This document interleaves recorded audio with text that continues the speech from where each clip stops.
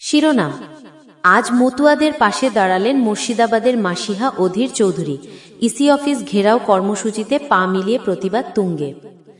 আজ মুর্শিদাবাদ জেলায় রাজনৈতিক উত্তেজনার কেন্দ্রবিন্দুতে উঠে এলো প্রদেশ কংগ্রেস সভাপতি অধীর রঞ্জন চৌধুরীর নেতৃত্ব।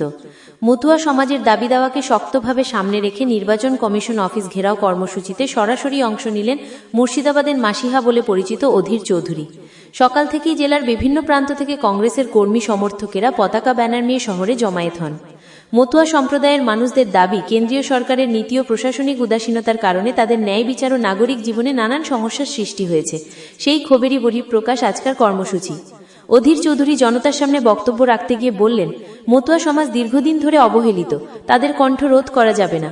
নির্বাচনী ব্যবস্থায় যে পক্ষপাতের অভিযোগ উঠছে তার বিরুদ্ধে গণতান্ত্রিক লড়াই আমাদের একমাত্র পথ। এরপর কংগ্রেস নেতারা ইলেকশন কমিশনের অফিসের দিকে মিছিল নিয়ে এগিয়ে যান। পুলিশের কড়া নিরাপত্তার মধ্যেও কর্মসূচি শান্তিপূর্ণভাবে সম্পন্ন হয়। কর্মসূচিতে মতুয়া সমাজের বহু মানুষ উপস্থিত থেকে তাদের দাবি দাবার প্রতি সমর্থন জানাবার জন্য অধীর চৌধুরীকে ধন্যবাদ জানান। রাজনৈতিক মহলের মতে, মতুয়া ভোট ব্যাংককে ঘিরে আগামী দিনের রাজনীতিতে এই অবস্থান কংগ্রেসের পক্ষে গুরুত্বপূর্ণ বার্তা বহন করছে।